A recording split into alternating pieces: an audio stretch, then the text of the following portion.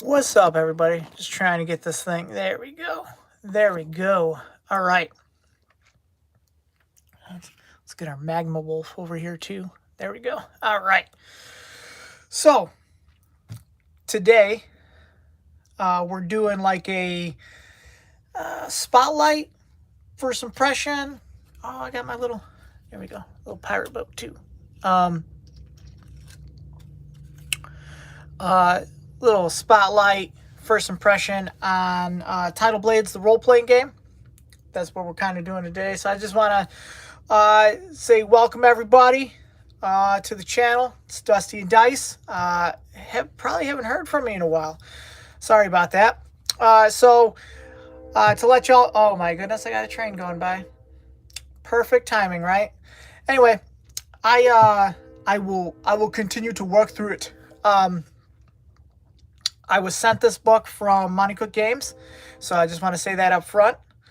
And we're going to take a look at Tidal Blades, the role-playing game. I have not read every word of this book. I have read some of it, so it's kind of like a spotlight / first impression, I guess. I like a lot of what I read. Some things, but we're going to take a look at it. So first, it is a behemoth of a book. But first, okay, beautiful cover. Love the art style. Okay, it's very, for lack of a better word, Pokemon-esque, but but I love the art style. But it is a behemoth of a book. Let's see what it clocks in at. Let's see, counting the index. Not counting the character sheet, you're looking at 413 pages. So it is a serious tome. Let's see, if you're, like a fan of the Tidal Blades board games, this will be like no surprise to you. But I've never played the board games, so this setting and everything was new to me. But I mean, oh, dude, look at that! Look at that artwork right there. I think that's pretty awesome. But let's see. Do we really want to read the back? I'll read some of the back. How about that? Tidal Blades, the role-playing game, includes everything you need to explore and adventure in the world of Naviri. That's how I'm going to pronounce it. If I pronounced it wrong, leave me hate in the comments. It's okay.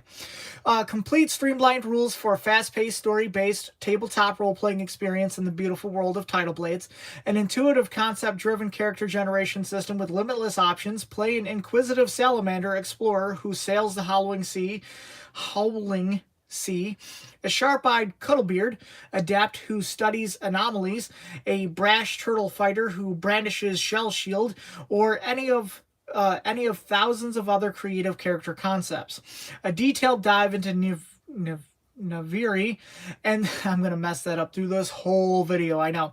Naviri and the deep, intricate lore of the Tidal Blade setting, dozens of creatures and NPCs to encounter and interact with, hundreds of interesting items, watercrafts, and ciphers, mysterious devices, often from beyond the fold, with unique powers, 2 complete adventures to launch your campaign. So there's a lot in this book. So how about we take a look at it? All right. Love it. I love the art style. And check it out. It shows you the, like the size of the beast compared to like an average human. I dig that. All right. So, of course, we have like, little introductions and everybody's like, hey, this is how the game came about. That's cool. Little short history and rundown on Naviri. Love the art, of course. The book looks beautiful, you know what I mean? And so it's very stylistic. You have this, very ocean-esque, island-esque feel to the book. I love it. And of course the Monte Cook format where they have like the sidebars with the cross references, a little bit of art in there. Love it. So they gave you like a quick rundown of the history of Naviri, and then this is a quick rundown of the cipher system, just in a few pages. I love that Monte Cook Games does that. So then we get into creating your character, okay? 5 easy steps. I love that they include that. So if you've played a cipher system game, then you already know about the system and characters. But in case you don't, in cipher system, there's 3 stats: might, speed, intellect, and they're pools, not like your average stats. They are pools of points, and you can spend those points to make rolls easier. It's really a great system, and look at that art. I dig it. And instead of like levels, there's character tiers. It goes up to tier 6, and as you progress, you know, it's not just like, oh, you gained a level and then you get all this stuff right then. As you're working towards that level, you're actually getting little boosts here and there. So I love the cipher system. I did a deep dive on the cipher system core rulebook, so if you want to know more about cipher system, go check out that video. And in cipher system, you choose a a descriptor, type, and focus. But in Tidal Blades, they added species, because there's a lot of species in the Tidal Blades setting. So there is a little addition there. You can, nope, I skipped. So going into type. Type is like the cipher system's version of class. There's the fighter, you know, average sword swinger, or, you know, bow wielder, what have you. So, you know, you want to play that kind of combat oriented guy, then the fighter is yours, and it goes through all the tiers and what you can gain as a fighter.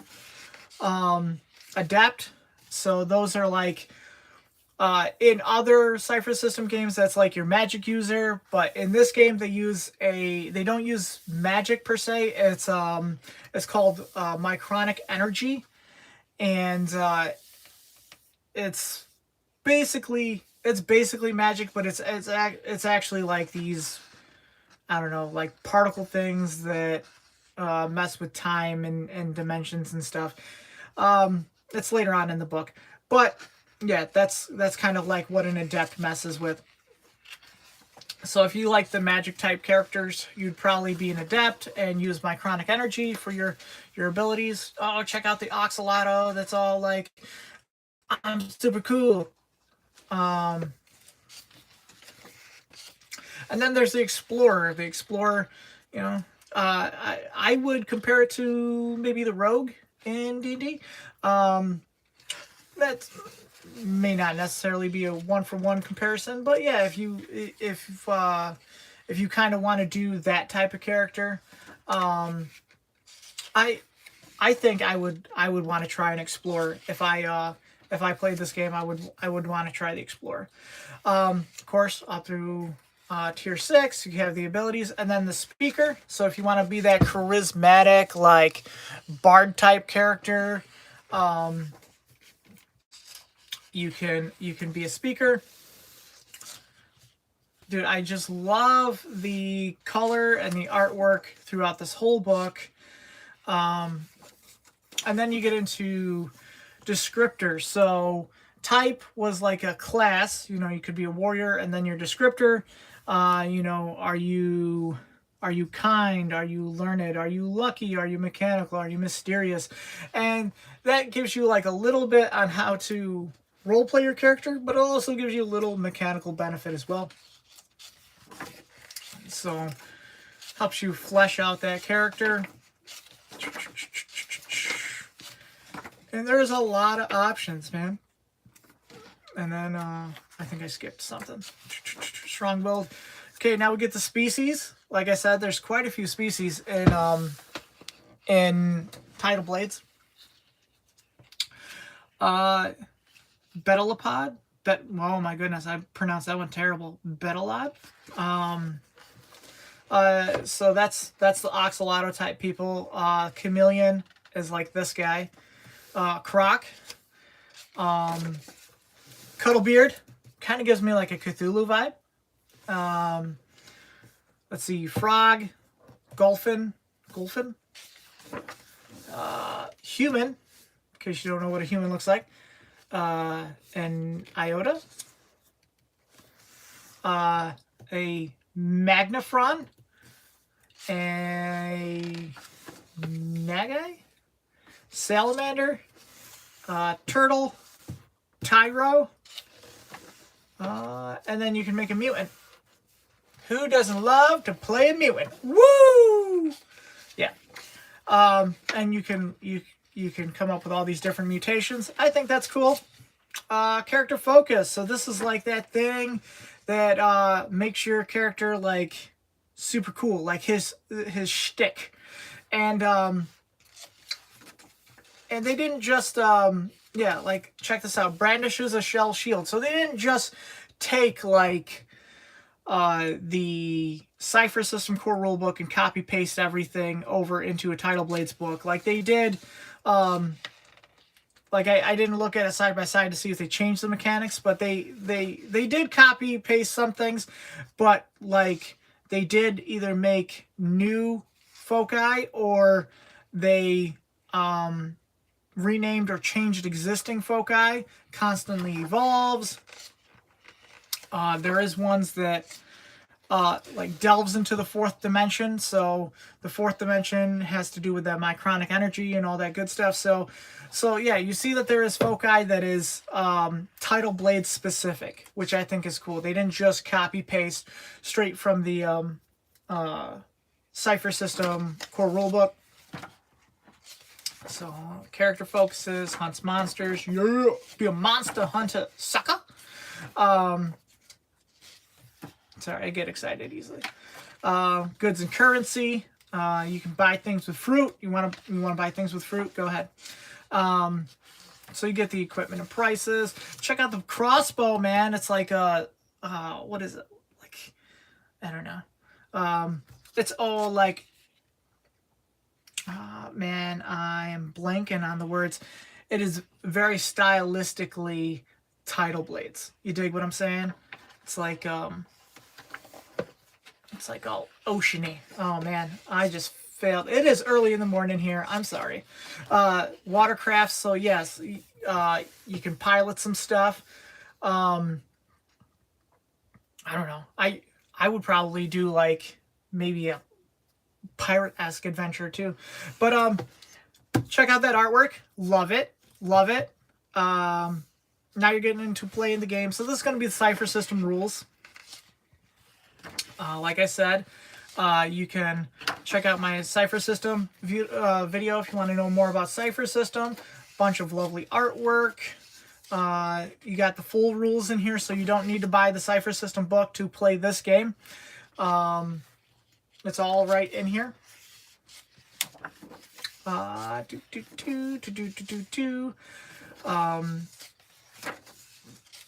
lot of lovely artwork. There is rules for you know, battling underwater and piloting crafts, and I think craft to craft combat, or at least attacking other crafts. You do get a bookmark. I forgot to mention that when looking at the book. You do get a bookmark in the book, which is awesome. Experience points. So you can spend experience points like do a reroll, or you can purchase benefits, or obviously advance in tier. And then, oh yeah, character arcs. Character arcs kind of give your character like a motivation or a story, like, or a goal that he's working towards, like avenge or become a parent. I mean, there's defense, develop a bond, defeat a foe, finish a great work, join an organization. Maybe you want to be a Tidal Blade. A Tidal Blade is like an elite warrior. So like, I'll get to like the setting and the story in a minute when we get to kind of that. Well, first off, check out that picture of the Oxalato doing some crazy cool stuff with some Mycronic energy. So the setting, I didn't know much about the setting. Still, I guess, don't. But Tidal Blades is a very unique setting. But they do a really good job on giving you a whole rundown of the setting and the races and everything. Give you a history of it. And so right now you're kind of picking up where there's this thing called the fold, which is like a barrier that keeps out all these horrible monsters. And the fold was put up by these great warriors named Tidal Blades, or who were called Tidal Blades, and they kind of like gave themselves to set up this fold to keep out these dangerous things. Well, the fold is beginning to fail for some reason, and terrible things are trying to or starting to get through. And so you are competing in games to kind of prove that you are worthy, but also you're fighting these terrible things, and also there's terrible things that are just around. So a lot of opportunity for adventure. Let's put it that way. History of Naviri and the setting and all that good stuff. I think, like, for some reason they even include like a creation, well, not like a creation story. They talk about things like evolving, and that's how like all the stuff came about. You know, I'm a creationist, so I would probably cut that out, or change it. But I mean, who really needs to know the ancient history of the setting when you're not even playing in that time period? You're playing way beyond that. So like, when it comes to setting stuff, I mean, I haven't read all of it. I think this is the part that I didn't care for at all. First off, like, why include this stuff in the game? Like, let individual groups kind of decide this, but this is like gender and sexuality in the game, or in the setting, and it talks about gender being fluid, and like some relationships being multiple adult, like beyond two adults, and all this. Leave this out of your book and let the group decide, kind of that stuff. Especially since I'm, with the look of this book and the content, I'm probably going to run this for younger people. I'm definitely not including any of that.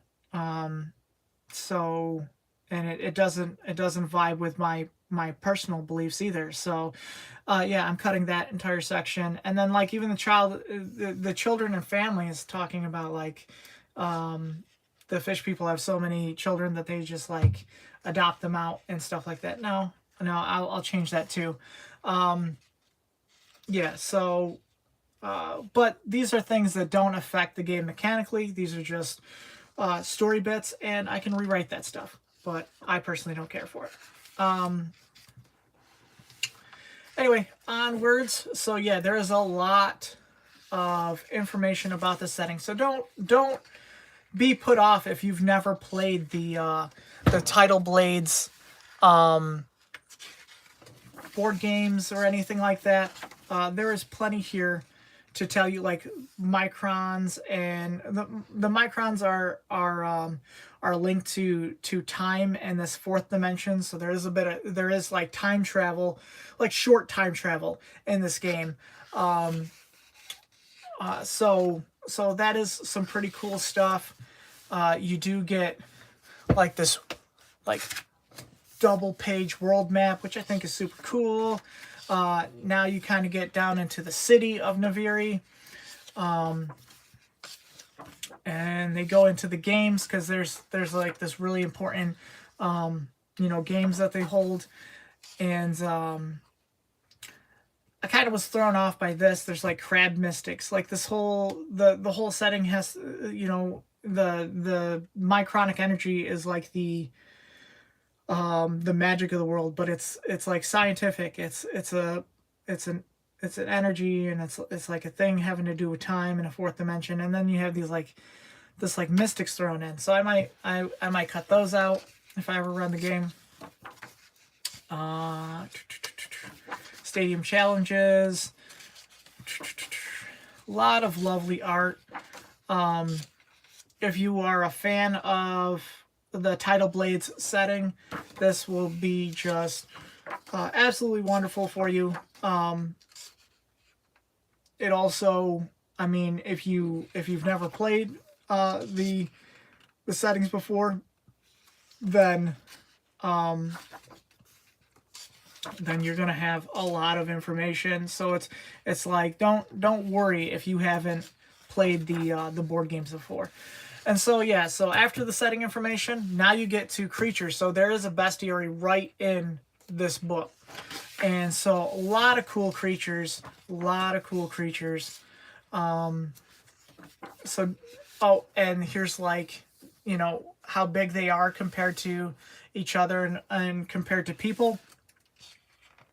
Man, that thing's gigantic. This dragon slime kind of reminds me of a kraken. So yeah, this thing is a turtle with a live volcano on its back. It is absolutely terrifying. I think it's the thing that's on the cover right here. This guy. Look at that in comparison to the characters. So yeah, I wouldn't want to face that thing. But yeah, a lot of awesome enemies that you can throw at the players, or if you're a player that you can tussle with in the game, from little to absolutely terrifying. But I love that they're all like Tidal Blade themed. Like they aren't just like a goblin or whatever. It's not your ordinary fantasy bad guys. So NPCs, you're gonna get kind of these generic NPCs that you might come across in your games or throw into your games. And then I want to say, I thought I saw, yeah, if you've played like the board games and stuff, I think these are characters from the board game. So they do stat out those. So if you're a fan of the board game, bam, you have the stats on your favorite character. And I think that's pretty cool that they included that. Using the rules, so some more rule stuff. I think this is more for the GM. Trying to get through teaching the rules. Okay. So this is like a full book. You're not going to need to buy this book and like another book, designing encounters, balancing encounters. There's not much balancing in Cypher System. An example of play. So if you're a person that likes to read like an example and then pick up, there is that there. Ciphers, they are one-use powerful items. And so there is ciphers for Tidal Blades. I'm trying to get to, yep, so tons of, look, there's gecko gloves, level 1d6. Form, they are thick but flexible fingered houndskin gloves. Effect, the wearer can cling or climb any surface for up to 1 hour. Even level 10 climbing tasks become routine while the gloves are activated, but taking any other action while climbing requires a new activation. Depletion 1 in D20. So that just gives you an example And then there's the adventures. I have not run the adventures, but they do include them. I think it's 2 adventures. So you get like an adventure overview, and then the first one's called Chef's Surprise. I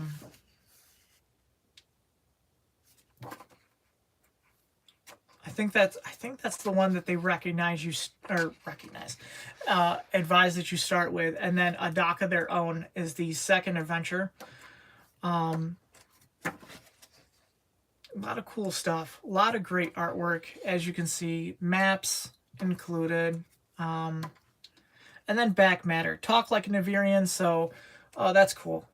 You get a little bit of like the expressions, even insults. Bottom feeder, you crab dunger, you mad as a shell eater, and you plankton eater. I dig it. And then there's an index.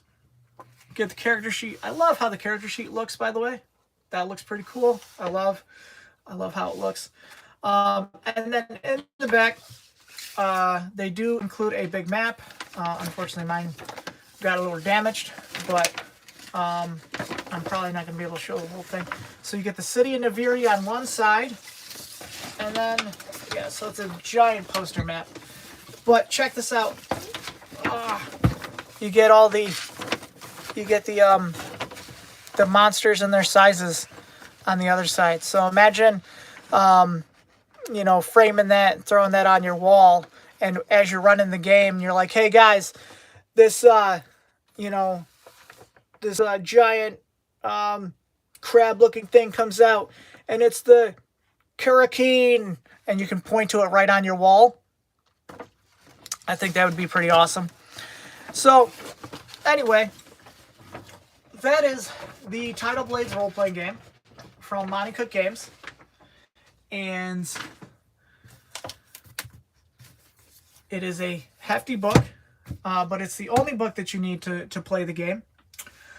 Who's it for? I mean, if you're a fan of the Tidal Blades board games, or if you want a role-playing game that, I know adults would dig it, but I mean also with the artwork and stuff, teenagers would definitely dig it. And I think like it gives you that adventure feel, that heroic feel, that fantasy feel, but in a different setting than just like dungeons and woods.